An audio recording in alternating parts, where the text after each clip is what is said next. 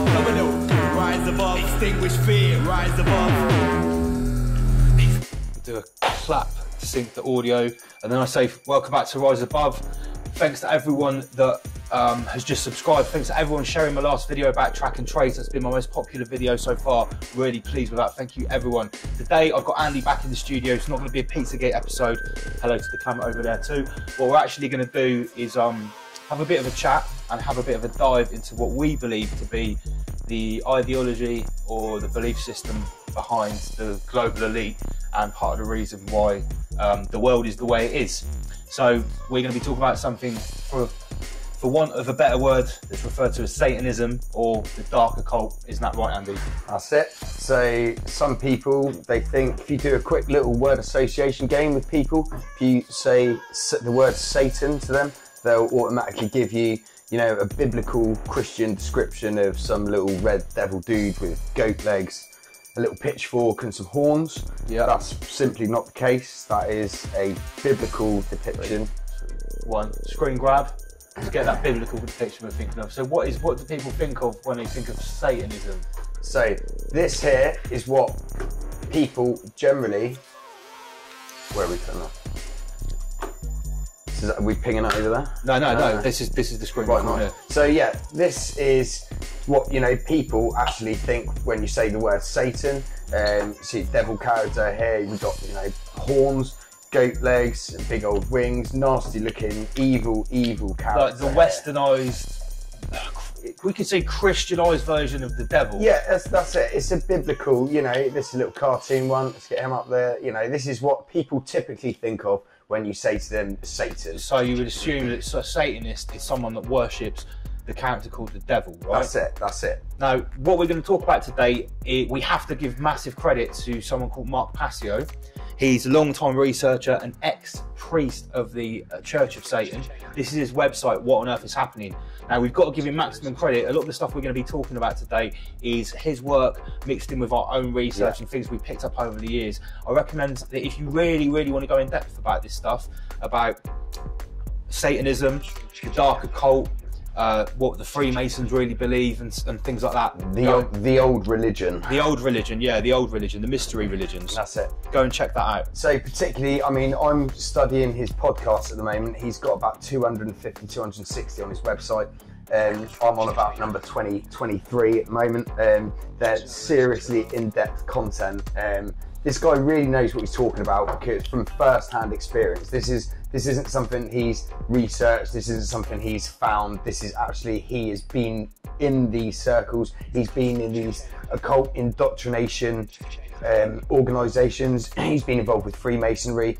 He's been involved with publishers and media outlets, which are, you know, triping out this absolute, you know, mind control media frenzy, especially what we're experiencing in 2020. Now, what Mark talks about, as well as uncovering the dark side of this knowledge, he talks about the underlying laws, which is called natural law, which people like the Freemasons and members of secret societies of these old religions, they know, they study and they respect.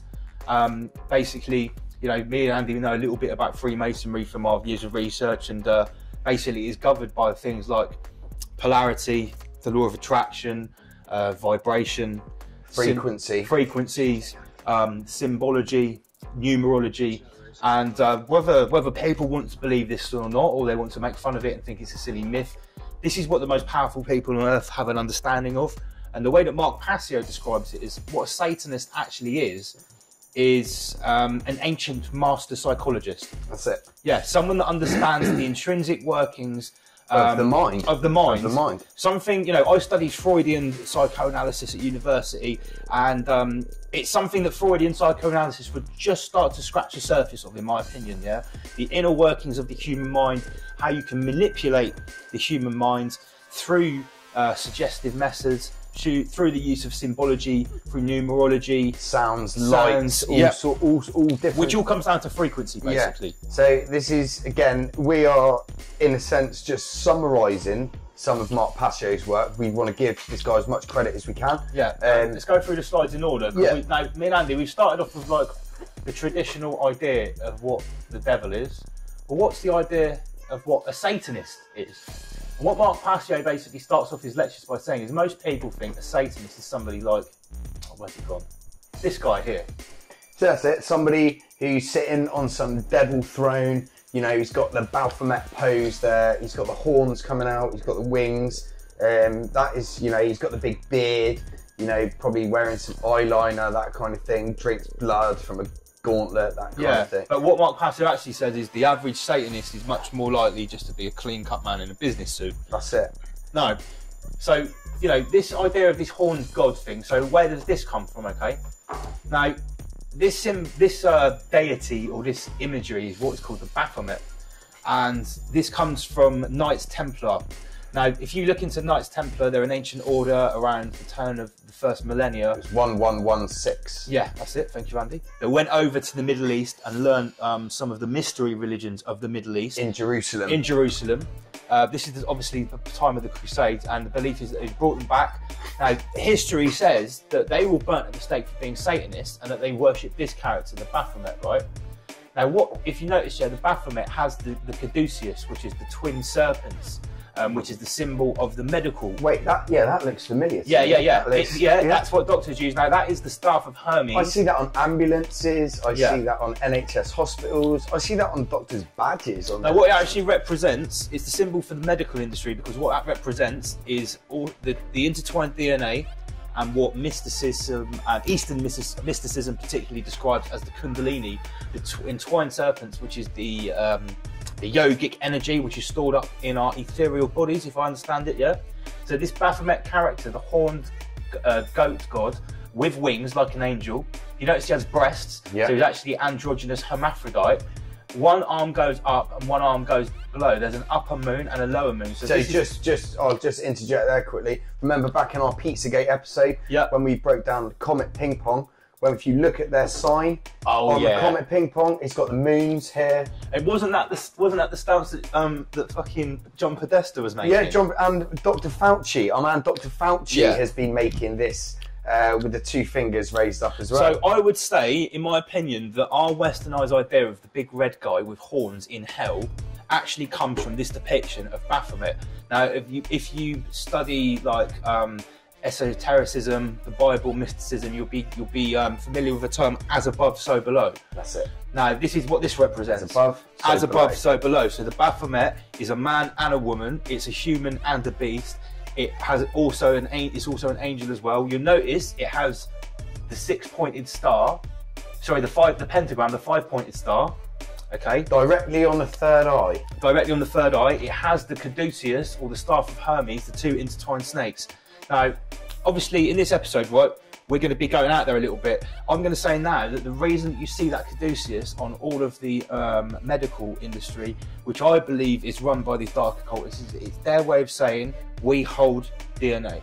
Yeah, that's what it symbolises. It's the staff of Hermes, the messenger of the gods. So this is all old religion stuff. If you notice here as well, you've got the two moons. You've got one light moon and one dark moon here. You see that? So just like you have the light sun and the black sun, which we'll come on to very soon. So this is all symbology, which we'll get into maybe in a bit future episodes. Right, now up next, the other symbol of worshipping the darker side, or what Christians call the devil, is Baal, yeah? Now Baal is the Canaanite god in 1500 BC, something like that. This is the guy that they were throwing babies into the fire. It's the Canaanite and the Phoenician god of human sacrifice, yeah? Now Baal is the bull. So here he's got his hands out, ready to receive. Yeah. And they were throwing babies into the fire. You know, if you believe what the Bible says, these are the guys in Babylon and Canaan that were doing this to Jesus. Basically came down to spread his message to sort out, to stop these money magicians and black sex magicians throwing babies into the fire and bumming everyone into oblivion, yeah? So this is also clearly where our symbol from the devil comes from, and it is said that there are sects still of the big cult that worship Baal directly. And this is what they're still doing, is the child sacrifice, and this intertwines them with, you know, the whole thing about the Pizzagate and the baby farms and stuff like that. But what is Baal? Yeah, what is Baal? This is important. Baal might look like our idea of the devil, but the reason that Baal is a bull is because he was the god in the astrological age of Taurus, yeah? And what we're going to be talking about today, as we talk about this dark occult Satanism, is we're actually going to be talking about astrology. We're going to be talking about geometry. I made a list here. Symbolism, duality, and individuality. And this sort of links in with Freemasonic teachings as well, yeah. Because what we're sort of going to be getting towards, I guess, Andy, in this presentation, is that Satanism or Satanism is basically just the dark side of the occult. That's it. So from my understanding, from studying Mark Passio's work, so he basically breaks it down. So the word Satan is derived from the Hebrew word Satan, which means to oppose. To oppose, yeah, the opposer, the opposite. I think we've got something. To oppose. So he says it's not, you know, it's not some dude, you know, doing a ritual in a robe with a mask on, sacrificing a child. That is aspects of it, but it's basically to oppose what we understand as natural law. So we're going to briefly touch natural law. That's basically, you know, good over bad. We all know what's morally right. Like natural law, right? We are not going to do it justice by talking about it today. No. Mark Passio's Introduction to Natural Law is a 3-part seminar that's over, like, the small one is 6 hours, the medium one's 9 hours, the full course is 7 weeks. So in a nutshell, yeah, natural law is the immutable, unalienable law written into reality, written into the universe. It's not written by man. It's not common law. It's not common law. It's a natural. It's not the law of man. No, it's not the law of man. It's God's law. It's karmic law, universal law, natural law. We'll do an example. So, an example of natural law will be gravity. Okay, you don't have to believe in gravity, right? It's in effect. If you walk off a cliff, okay, you're going to experience gravity in a very negative way. Doesn't matter if you believe in it or not. It's going to happen. Right, so that's just an example. So natural law is in effect, whether you believe in it or not, whether you study or not, it doesn't matter. These occultists, yeah. So just quickly on that word, occult, Lance. When I say to you occult, what do you think? Well, the first thing the connotations it would have for me is like black magic, evil. Yeah. So again, that is just a media stereotype which has been, you know, falsely drilled into the population over time. So it actually means, it derives from the Latin word occultare. Okay, occultare, which means to hide. You can look this up in any Latin dictionary. It means to hide or hidden. And etymologically, the study of words, I've had problems with that word, which is quite ironic. The study of words and the way they sound and what they actually mean is incredibly important. The Entomological. The entomological meaning of words is extremely important to people that understand natural law and the occult, because at a base level, it's basically like sorcery. Yeah. So these people, whether you believe in it or not, occult just means to hide, means, you know, hidden from sight. So it doesn't mean anything inherently evil. So basically, an occultist is somebody who studies hidden knowledge. Yeah. Okay? Yeah, that's it's right. Knowledge which has been hidden from the general public. It's not good, it's not bad, it's just hidden knowledge. And this is, I'm talking ancient, sacred knowledge. And what Mark Passio basically argues is this hidden knowledge in its purest form is essentially natural law. And once you understand natural law, you'll be free. You'll be free. However, if you understand natural law and you are malevolent, you can use it to manipulate people that don't understand it. Occult knowledge can be used for good and as well as evil, but primarily it's being used on this planet as we're seeing it as evil. The analogy that Mark Passio used is amazing, right? Imagine you've got a 50-year-old, top of his game psychologist, world-class psychologist, who has a 25-year-old trophy wife, yeah? Now imagine the trophy wife cheats on the psychologist with the 18-year-old star of the football team. Now if the psychologist finds out about that, he understands totally how the human mind works. He understands how you can break down someone's defences, you can install doubt. He knows how to basically totally manipulate. Do you think that psychologist would be able to do a number on the football star that fucks his wife?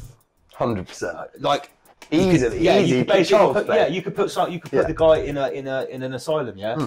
Well, basically that's what has been done to the human race. That's why society. This is the argument that we're putting forward. Is that's why society is so dysfunctional. It's not an argument. It's not. No, it's not an argument. It's an observation. Fact. It's an observation. Yeah. Okay. So that's the meaning of the word occult. And as I demonstrated, the meaning of words is important, even though I can't say the words that is the meaning of the word. Right. Now we get onto the subject of Saturn. Yeah. I think it's time to go there, isn't it? Yeah, we can go there. Let's go. Okay, so we talked about the connotations of the Satanist and how they're basically wrong. We'll come back to the pentagram in a minute because that's more to do with geometry and symbolism. Right? All of this is all intertwined. It's all intertwined knowledge. We're just trying to basically summarise a little bit of what we've learned and what our understanding of what Satanism is. Yeah. Just so we can sort of get the general, people watching these videos. If you don't already know, it's not just some dude prancing around doing a ritual with a little pitchfork. It's not. It's really, that's just a biblical interpretation. Yeah, it's about understanding the language of the universe, which basically comprises of frequency, vibration, and under those two banners, you have everything from colours to sounds to light to language. That's all frequency and vibration. And how we are so susceptible to that. So anyway, now we're going to get onto the astrology side and basically how Satan is actually Saturn, right? No, the planet Saturn, right? So I'm going to start, because when a lot of these mystery religions were sort of rewritten in the West, they were taken from the East and written in the West in the start of the first millennia. Saturn was the furthest planet which they could observe with the telescopes they had. So Saturn was the furthest from the sun being the light bringer, the god, and the Saturn basically being the furthest. Now, who knew that in the North Pole of Saturn, let's play this. And my sound card's going to do that really shit thing again. Here we go. Six-sided hurricane, 60 miles deep. It could swallow 4 Earths. It's ringed by winds of ammonia and hydrogen blowing 220 miles an hour. It could swallow Earths. The storm was seen by the twin Voyager spacecraft when they passed by in the early 80s. That was the last time until recently that sunlight graced the North Pole of Saturn, which takes 30 of our years to make one circuit of the sun. Okay, so I'll stop that there. So who would have known that in the North Pole of Saturn there was a hexagon? 1, 2, 3, yeah, a hexagon, which of course is the inner shape of a pentagram. Yeah. Now this is where it starts to get really interesting. We start to get into geometry, yeah. So Saturn worship, the black cube. Now I'm going to read some bits out of this. This is actually a very good blog. Let's put it together. You might not know it, but the entire world has been worshipping Saturn for thousands of years. The cult has never stopped, and its rites are still present to this day.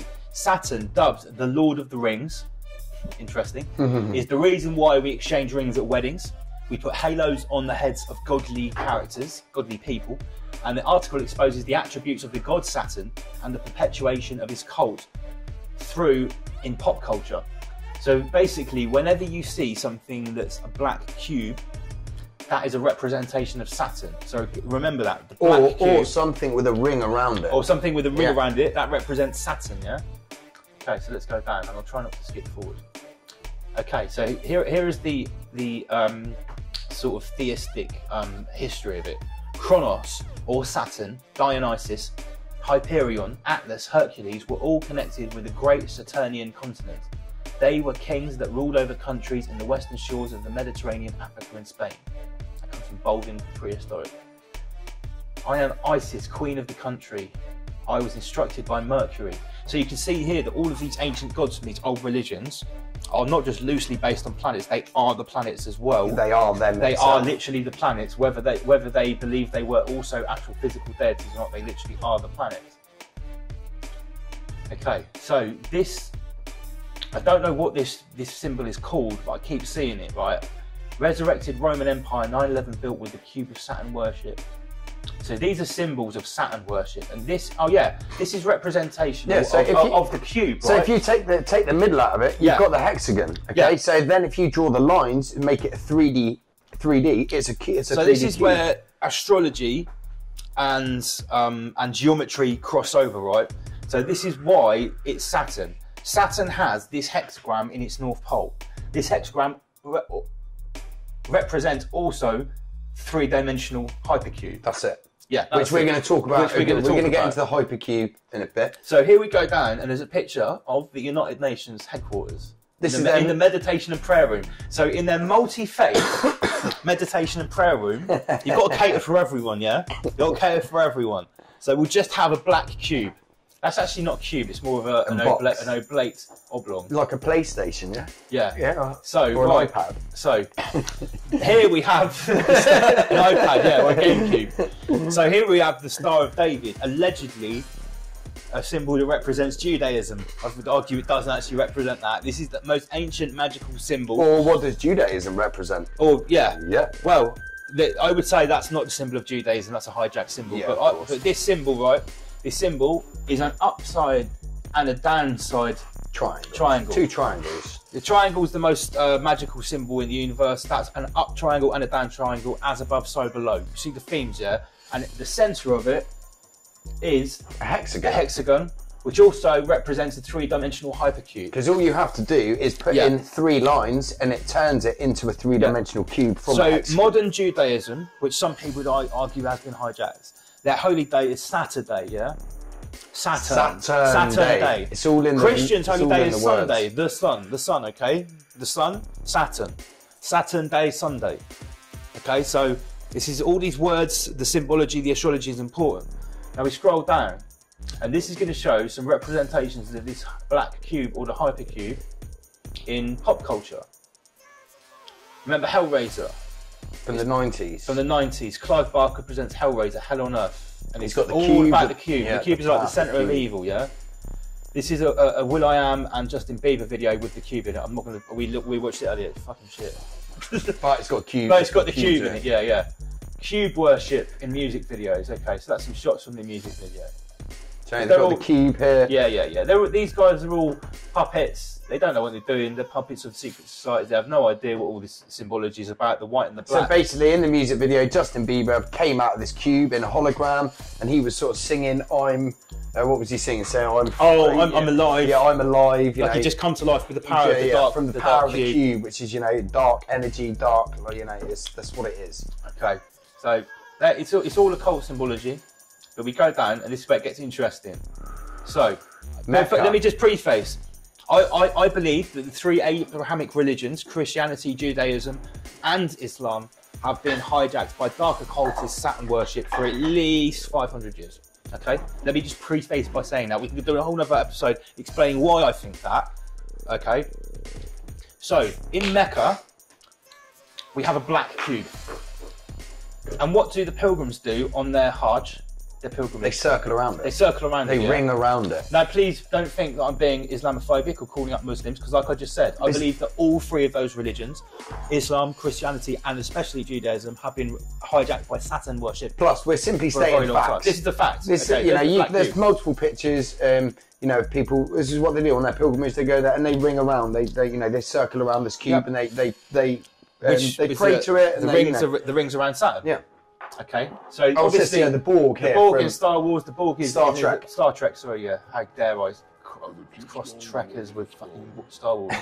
Right, so around the world, in these Western centres of excellence, Santa Ana, don't know if that's Western, but we see this black cube, Denmark, Australia, Manhattan, Santa Ana. All black cubes. Black cubes. Saturn is Saturn in Semitic civilizations. Okay, so here we go. We've already seen the black cube, the hexagram inside the Star of David, I would say the Star of Rothschild. Semitic civilizations referred to the god of Saturn as El. The supreme deity was represented by a black cube. We can find instances of the black cube across the world. Here's like a super Orthodox Jew with the black cube on his head. Okay. Many esoteric research affirm that the name Israel is the combination of the names of ancient pagan deities, Isis, Ra, and El. Israel. As young Pharaoh always calls them, Israel. Right, okay. You got the night tick there. Yeah, the night tick which we see on the Toyota symbol. The Greeks and the Romans also worship Saturn as a cruel deity. Okay, so this is where it gets interesting. The brief summary of the mythology of Saturn in the Western world. With the disposing of his father, Saturn became the ruler of the universe for untold ages, and he reigned with his sisters Ops, who also became his wife. Nice bit of incest there. It was prophesied that one day Saturn would lose power when one of his children would depose him. To prevent this from happening, each time Ops delivered a child to Saturn, he would immediately swallow it. So we get this theme of infanticide, which means killing of children, especially your own children. And cannibalism. Linked in with this Saturn worship, this Baal worship, which came from the ancient Canaanites and Phoenicians, which were known for human sacrifice, throwing babies into the fire. Okay, so we can see that this Saturn worship has never really stopped. It's just been occulted. Hidden. Like we discussed earlier, the word occult just means hidden from sight. That's all. So I'm just going to read on here. Okay, so that's a Wikipedia Saturn mythology. Okay, let's go down a little bit here. Saturn and Satan. Saturn has also been associated with Satan, and this for numerous reasons. First, many authors argue that the word Satan is derived from the word Saturn itself. Second, Saturn is associated with the colour black as well as Satan. Third, ancients considered Saturn to be the farthest planet from the Sun, the latter being associated with the principle of good. Note that Pluto was never considered the planet. Saturn is consequentially the celestial body that is the less. It's the other. It's the minus rather than the plus. And it's the less exposed to the divine sun, the light from the sun. It was, as far as they understood, it was the furthest from the sun, the furthest from the light, it was the darkest. My understanding of Freemasonry and its beliefs, it is basically astrology and sun worship, and the understanding that sun god. Yeah, the sun god. Jesus is the sun god, the son of God. Okay, so the understanding is that the sun is actually what's called the logos, and then our planet is a sub-logos, and that logos is a word that Jordan Peterson uses a lot. It's a very interesting word. That's almost quite. It's sort of like an archetypal truth. It's basically it's very close to the word God. Okay, so Saturn seems to be considered as the opposite of the sun. Again, the opposer. Oh, this is good, right? This is a quote from Manly P. Hall from The Secret Teaching of All Ages. He was a master 33rd degree Freemason, yeah? Okay? Again, we'll stress, not all Freemasons are bad. Yeah, we like, not all, again, all this the light and dark. Yeah, this occult knowledge, it's just knowledge which has been occulted, hidden from sight. That means it's not bad knowledge, it's how it's used. All the knowledge that is hidden is very powerful, right? And that's why sometimes the light occultists are like, they hide it because it can be used in a negative way. But when you study this stuff, you learn that through different times of history, what historians and researchers argue is that secret societies, some of them good, some of them bad, were hiding the knowledge for different reasons. Some of them were hiding it to stop the evil ones getting hold of it. Yeah. And once the evil ones get hold of it, they were hiding it. They were using it against everyone else as a weapon. Weaponized. Which is what's happening now. Yeah, which is what's happening now. All these things in our advertising, in TV, music videos, in social programming, computer games, all of this was learned in the 40s and 50s from people that studied it from the Nazis, and the Nazis learned it from ancient religions. This is more ancient than the pyramids. This is more ancient than this goes all the way back. This is if you actually go far enough and research this will take you back. This is supposedly take you back to the dark wizards of Atlantis. Yeah. So this is about as ancient as it gets. And let me just interject, right? Because some people that haven't really looked into this, when they hear about things like Atlantis, they sort of scoff like it's some crazy just a myth. Yeah, and that's all well and good. You might say that on Wikipedia, but all of the ancient philosophers, Plato, etc., all of the greatest thinkers of history, they all believed that all of everything comes from Atlantis. And if you time before the flood. If you look at how Plato described Atlantis, what was it? It was a city with rings around it. Rings around it, rings of water around it. It was, depiction of Saturn. And I've been doing a lot of research recently into the dark occult, and basically it seems that the people that are in charge of the world today, in their various different factions, who think they're in charge. In charge. So we were just briefly talking about, again, the cube symbolism and Saturn. So this is a great picture here of Mecca and all the pilgrims bowing down, paying worship to Saturn, the big black cube. And circling it with the rings. And that's it. It's a great picture to depict what we're talking about there. We're just going to, another example quickly is down here. We've got the NSA, National Security Agency in the States. See the building in the background? Big black cube, It's it's for National Security Agency, gathers intelligence, gathers all, data and all of that jazz. And then move down quickly, we've got a crop circle here. Lance, you've got a lot of info. Yeah, so for us in the Southwest, we don't realise that 95, 99% of the Southwest of the UK. Crop circles are all in the Southwest of the UK, around Hampshire, Somerset and Wiltshire. And the reason for that, I believe, is the same reason that you find Stonehenge there, the most stone circles. Ley lines. The ley lines. Ley lines are the energy lines. Shit, it's going on this camera. The energy lines that go around the Earth. They were called the dragon lines by Eastern philosophers. And where they intersect is called a vortex. And they believe that that is the most powerful points on the Earth. And there are more vortexes or vortices in the British Isles than in any other part of the world. Energetical point on the planet. Yeah. So if we look at this crop circle here, look at that right in the centre there, Lance. What is that? It's the star, it's the Jew star. The Jewish Star of David, That's which it. is the Star of upside down, Rothschild, the Star of yeah. Rothschild, the most magical symbol, as above, so below, surrounded by how many? 2, 4, 6, 7, 8, 9, 10, 11, 12, 13, 14, 17. Oh, that's an interesting number. 17 hyperdimensional cubes with a representation of the Flower of Life, loads of pyramids in it. Again, that will be in the southwest of England by default. Those type of crop circles do not appear anywhere else on Earth. If you look at it, it's on lines, on laid lines. Yeah, interesting. So we just go down a little bit more. I would say those are actually farmers. Yeah, of course, yeah, but farmers, again, yeah, if you representation. You get the representation. So So black cube of Saturn, we've already covered that. Go down a little bit further. Here we So go. look, click on this. The cross, the Christian cross.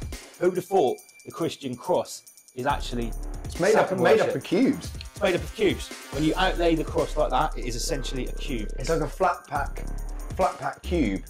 A little cardboard So box. even Christianity, which is, well, we still have the Sunday as the worship day, not the Saturday, there is still inadvertent Saturn worship in the form of the crucifix. It's all hidden worship. Occulted. Like in the lyrics of your recently released tune, Lance.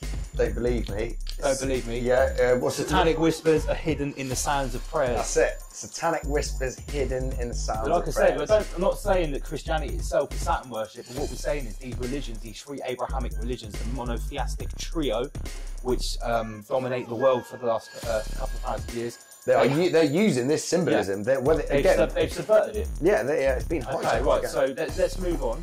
So I'm going to talk now about the hypercube. And let's go into geometry. Okay, yeah. So this is the hypercube here. So I'm going to play this in a sec. So if you just look at this, in the centre you've got this small cube, and then the outside you've got this larger cube. And I'm just going to play this now. So this is real trippy. It's like real. We don't need the music. Turn the music. Yeah, just musical. This is a real trippy. See, what I think this represents is the 3D cube. The cube inside is our 3D reality. That's and, it. Yeah. And the external cube actually represents the fourth dimension. This is basically once you get higher up these occult circles and organisations in this knowledge. Again, this isn't me saying this is Mark Passio. I'm just regurgitating his information. This is a really advanced symbol that's used, and you won't be initiated or indoctrinated into this until you get to quite high up. So this basically what they use this symbolism as is we're in prison in this inner circle, this inner cube, sorry, we're in the prison. This inner cube is the prison, this is us, and the elite, if you want to call it, these globalists, these occultists with this knowledge, this is their outside cube, but they're still within a prison themselves. Yeah, this is our prison. So the gist of it is by occulting this knowledge of natural law, of sacred geometry, of frequencies, of vibrations, they've created a prison inside the physical prison that they both live in themselves as well. That's it. And basically what it's saying with this, like, infinite movement is it doesn't matter, it's going to move and it's just going to continue on, doesn't matter, people are going to die, people are going to be born, it's just going to be the same thing over and over again. I think the next tab, what is it? Is that right? Metatron, and this is where the sacred geometry interlaces with the Kabbalah. You can see that this symbol here is this is actually Metatron's cube. Okay. Here we go. Yeah, you've got the cube at the top there. So like with the lines that are joined up, it's easy to see once you know what you're looking for. So all of these different representations. This again, look, this is all Sun, Moon, Jupiter, Mars, Saturn, Taurus. That's the hypercube. This is a hypercube. This is everything. You know, Sun right in the centre. This cube. This is all their sacred symbolism, geometry. What we're talking about here is basically like the knowledge of like high-level Freemasonry. I'm not saying we understand it like 35 degree Freemasons, we're just passing this information. You know, we are mere sort of mean farmers in this world of esoteric knowledge, like, because you know people can dedicate a whole lifetime just into learning what one of these symbols means. Yeah, exactly. This, you know, you could be like for multiple lifetimes and not. This is so much knowledge. It's unbelievable. So if we just move on, to. No, I don't want to be elusive, but let's talk about this. Right now, not everyone knows that in 1666, or actually before that, there was a guy called 1666. 1666 is when it all kicked off. But there was a guy who studied the Kabbalah and the Zohar, another mystic Jewish book, which incorporates all of this knowledge that we're talking about, knowledge of the occult, knowledge of the Freemasons, and this guy basically proclaimed himself the Jewish Messiah. And at the height of his fame, he had 1 million followers. Now, remember, in the 1600s, there weren't that many Jews in the world. Some people argue if there were even 6 million Jews around in the 1950s. That's an argument, yeah? But back then, 1 million Jews, 1 million people, any following is a lot. And Shabbatai Zevi, his tenet was that redemption through sin. So everything that was would be considered a sin in Judaism or haram in Islam, basically everything that was to do with natural law, he inverted it and said flipped it. So on the day where you fast, you have a feast. On the day when you abstain, you gorge. And basically, this is the tenets of what we would call Satanism. They just, again, the opposite. Yeah. It just flipped around. Everything. So we see this again, we talked about this briefly in the Peakscape videos, with the symbolism of like the inverted cross. It's the Christian cross. They flip it around to inverted. Yeah. So what is good, they flip it. It's the Antichrist, the inverted crucifix. A lot of people think that, and I personally believe that this is the guy, this is like the Jesus character for what is called the Khazarian Mafia, or the basic manifestation nowadays is the Rothschild dynasty. And this guy, a guy followed him called Jacob Frank, who took it right up to the 1800s, and it was basically, redemption through sin. Commit the worst heinous acts you could possibly do to get yourself closer to God. That's it. Whoever their God was, some people would argue it's Saturn, the opposer. Yeah, so we're getting this theme is their deity. Okay, so to understand what these people believe, it's about understanding like old religions that are only practiced now in secret.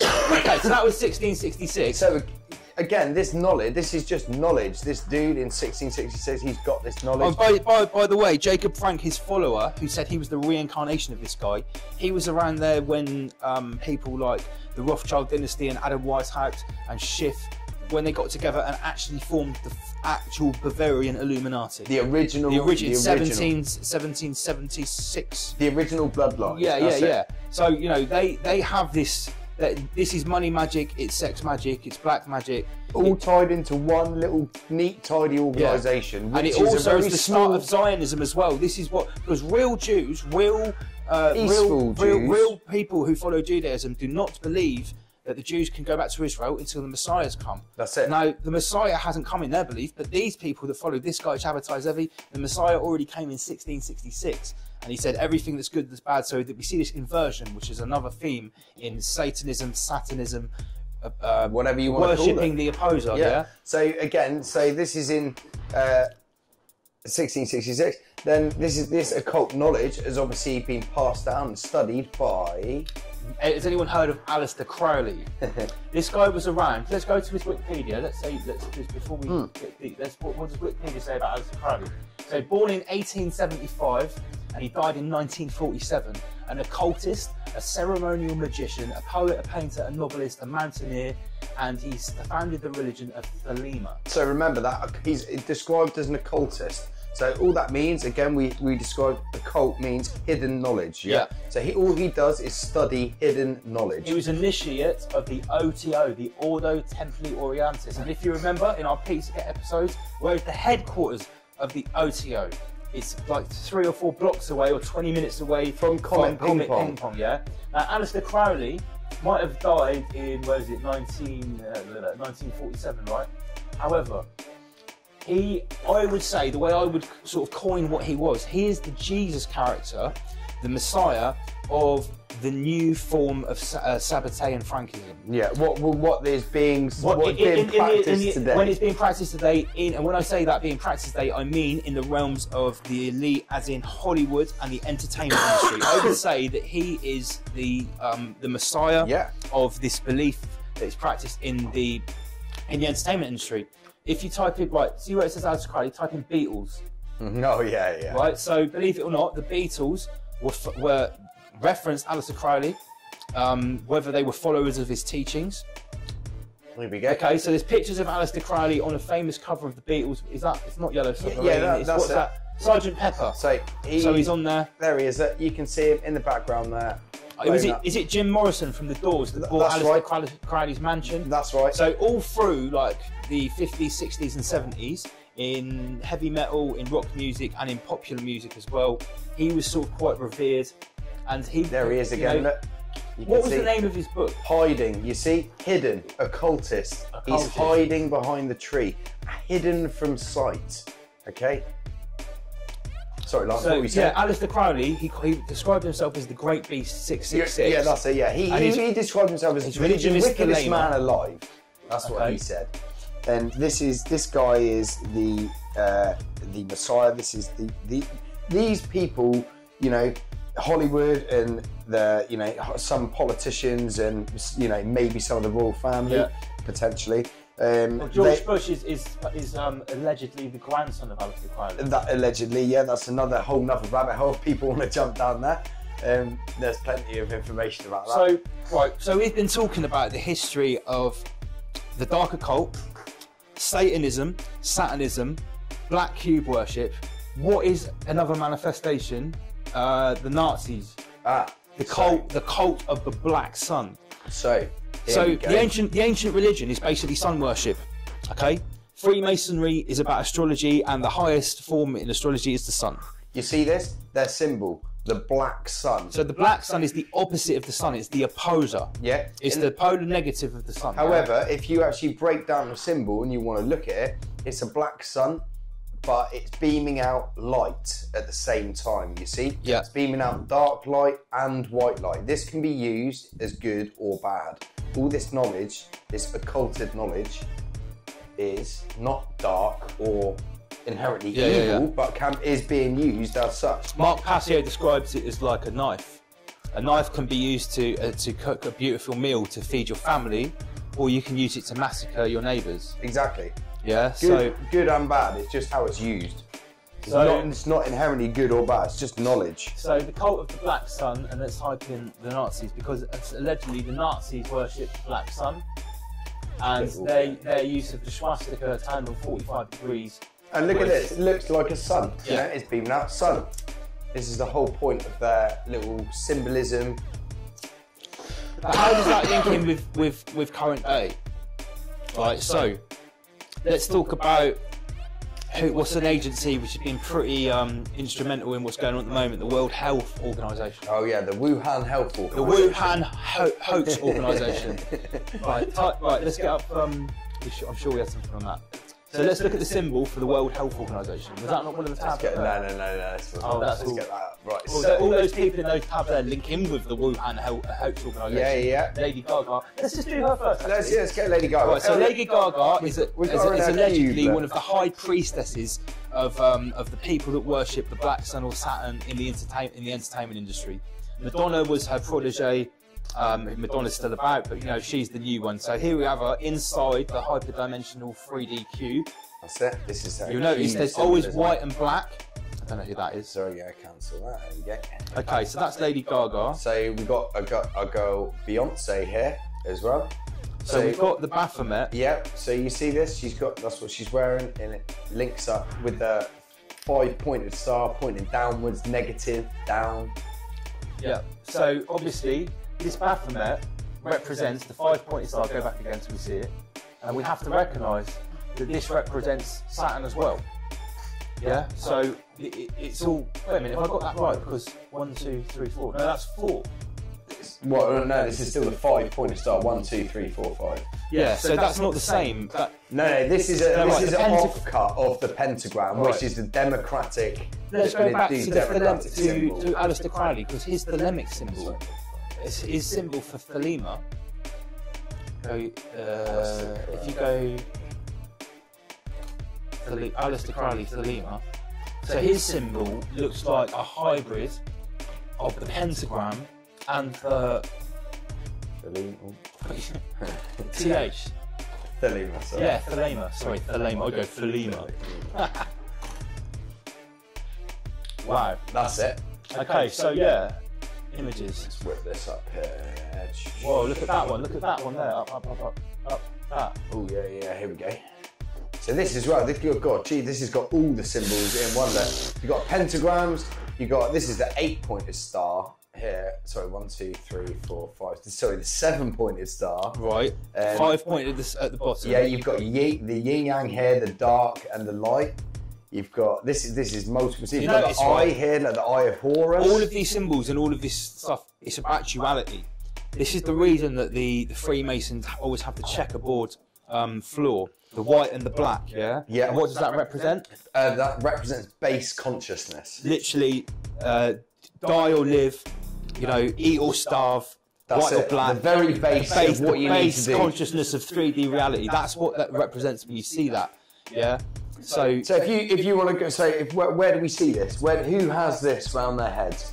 If you look at a policeman in the UK, they have a band round their head of white and black checkers, yeah? And then if you look at what is on their, the badge on their front, it's the star. It's a star, which is, if you break it to 6-sided star, it's 2 cubes, 2 squares put on top of each other. So again, this is another symbolism that the police have, this base consciousness around their head of the black and white, and then straight on the central, on the third eye, is placed the badge, the 6. So this is what we're talking about. This represents the duality.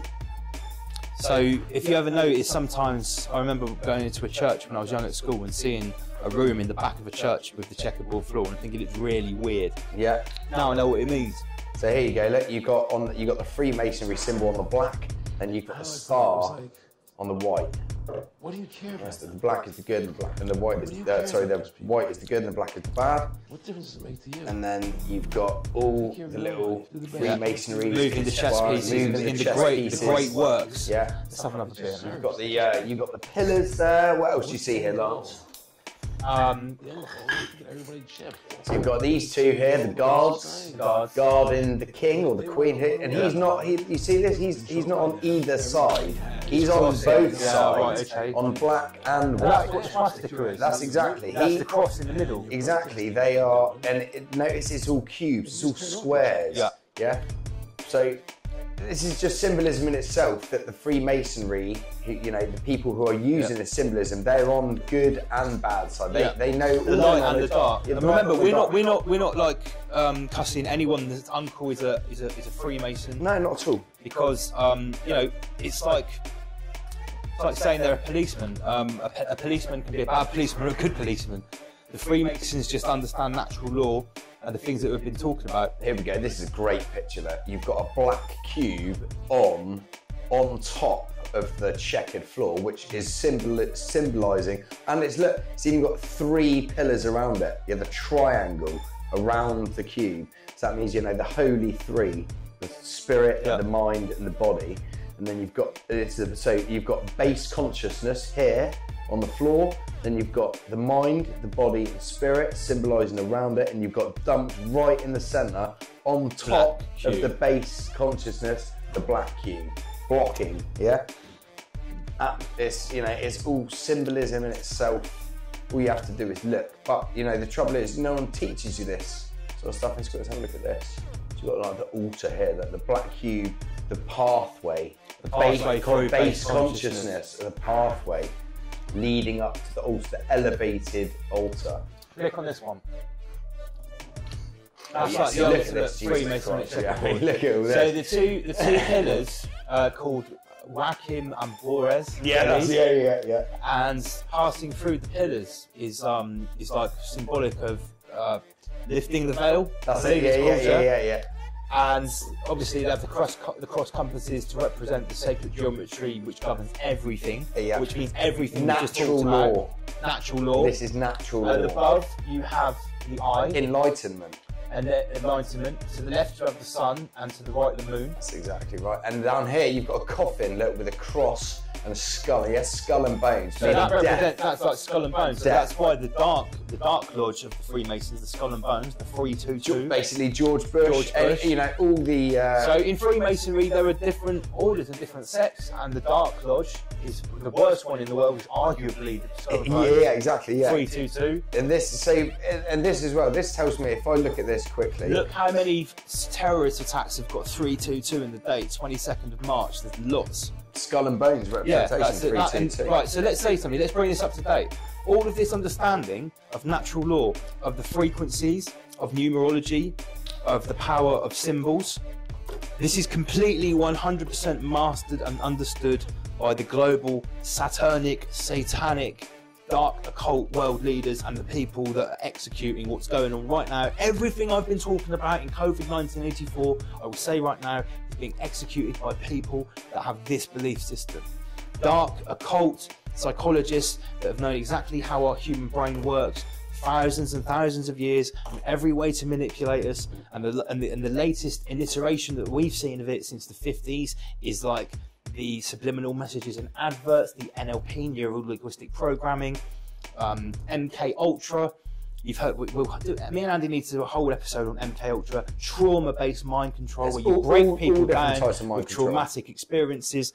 This is all understood by this group of people. Yeah, 322, the skull and bones. That's the skull and bones. That's symbol. George Bush.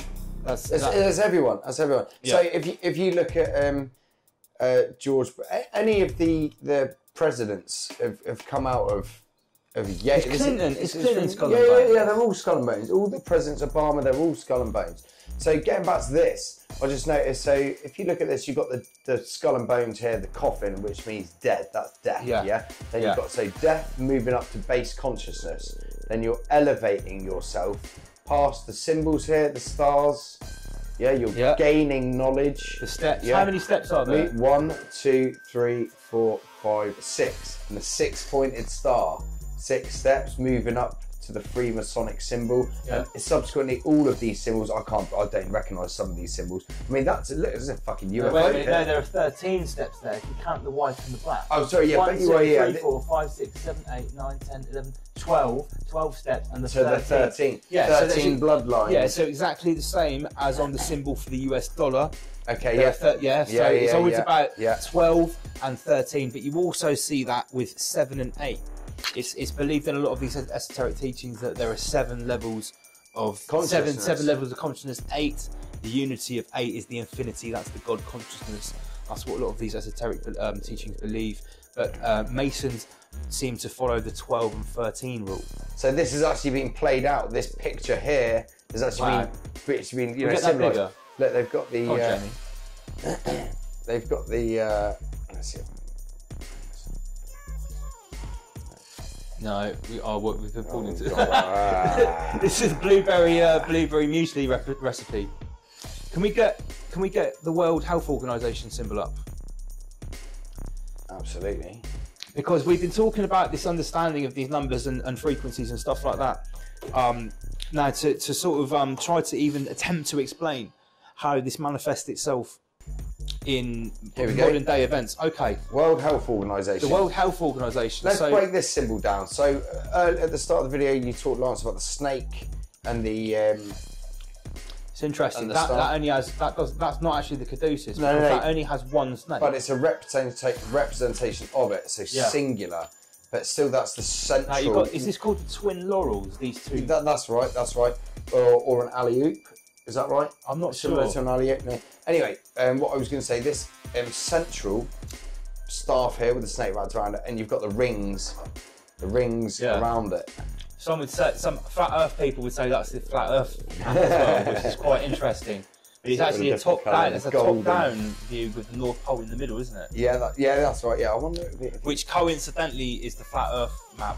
Not that I'm a flat earther. Not that I'm a flat earther, but I I'm find that definitely interesting. not a flat I'm earther. definitely not a flat earther, but I find it interesting. We've definitely been told some lies about where we live, that's for sure. Oh, 100%. But there's definitely lies about where. So, okay, so is there anything else we need to fucking say? Because we've really talked We've about broken all down the a lot now. aspects of I it. think what we're going to talk about next in the next video. It's clearly going to be a part 2 to this. In the part 2, I think we should break down. We should go a bit more into natural law, and break down a bit more. Go into more. Yeah, depth so about let's wrap it up. Okay, so Mark what we've says. done today, me and Andy, we've skimmed over the top a lot of different things, but we've given you an introduction to what is occult knowledge. Now, if you want to know about it in depth, we have to recommend you go to Mark Passio. Type Mark Passio into YouTube to see some of his lectures. Go to his website. Go here. to website whatonearthishappening.com. It's got all of his lectures, his podcasts. and- So he's got so much content on there. Yeah, it's yeah, let's unbelievable. just have a look through it. He's got videos in there. Natural law. He explains the natural law of attraction, how to apply it to your life. This isn't some self-help seminar or anything No, like no. that. This isn't ex-Satans. This guy's been in these organisations and he's come out of them and he's trying to help people wake up to the methods and the way they are manipulating the general population with light mass mind control through media and the movies, through Hollywood, through computer games, through everything we see in our day-to-day and it's basis. such a huge subject, we can't really do it justice. He's got so the cult of ultimate evil. This is a great video. There's a fantastic one called Demystifying the Occult and Satanism. Yeah, that's and that's right. sort of That's what a we. part, that's what three-part video. This one here, Yeah. part 2, Part Satanism 2. in the Dark Occult. A lot of what we talked about today, we have been paraphrasing what Mark Passio says in this very lecture here. So I fully recommend. It's almost 3 hours long, but please listen to it. This is a guy who was a priest in the Church of Satan. He joined Satanism for personal reasons. He was into sort of thrash metal and stuff like that. And when he realised that it went much higher into the upper echelons of the world and actually had a plan for global enslavement, which we're seeing being rolled out right now before our eyes. With the Let's be real about COVID-19. it. COVID-1984 is the rollout of a global system of enslavement through technology, through whatever the platform is going to be, whether it's a digital tattoo, whether it's an immunity passport, whether it's a Chinese facial recognition credit system. The people that are rolling it out believe in this stuff. They worship the black sun or Saturn. We could do I'll tell you what, next episode, I think we should link it in with eugenics, Bill Gates, the World Health Organization. Because it's all linked. It's all linked. The links are unbelievable. It's all there, and it's all the the information is there to see. OTO and other societies like that, you can find links only one generation back of people like Bill Gates, people who are involved, Fauci's, people that are involved in the World Health Organization. One generation back, they're involved in eugenics, which is steeped in all sorts of nasty shit. The real society coming from the Nazis. Yeah. It's black sun worship, occultism, linked in with science, Links into down to eugenics. Operation Paperclip. Yeah. from the Nazis. So that's it. Next episode we're going to do is going to be that. Yeah, we'll go. The we'll go into Nazis that. and their actual practical application of the worship of the black sun, using science, using vaccines, using MK Ultra mind control, and how it actually manifests in what we're seeing right now before our very eyes. So once again, guys, thank you for tuning in. Big up Andy. Rise Above is an ongoing project. We've got so much more There's content. loads of content we're going to get through. It's just time and it's just effort, but thank you. If you appreciate this, subscribe to the video, like it, share it on Facebook, tell your mates about it. This is the new channel. I need all the subscribers I can get. People, Rise Above. Don't forget, check out Mark Passio's work. Go to his website, whatonearthishappening.com. Check out his podcasts. There's loads of content on it. It's great. All the conspiracy theorists are going to love it. All the people that aren't conspiracy theorists are going to love it. It just talks about everything that is going on in the world right now. Learn about the knowledge of the people that are trying to take over our lives and control us. Yeah? Rise above, guys. Rise above. See you guys next time. Subscribe to the channel. Ask questions that are the deepest. What is a religious extremist? A terrorist with a Wahhabi thesis? Pedo priest, praying to Jesus, a rabbi, circumcising a penis, gesturing God, acting fiendish, lecturing mobs back. Who is the cleanest? Claiming we're equal, acting elitist. Listen up, there's lies in his sermon. Why's that? Your vicar is vermin. Hypocrites ain't hard to determine. Gotta rise up, be wise like a serpent. Beware the saving of serpents who prey on the weak, headed in burden.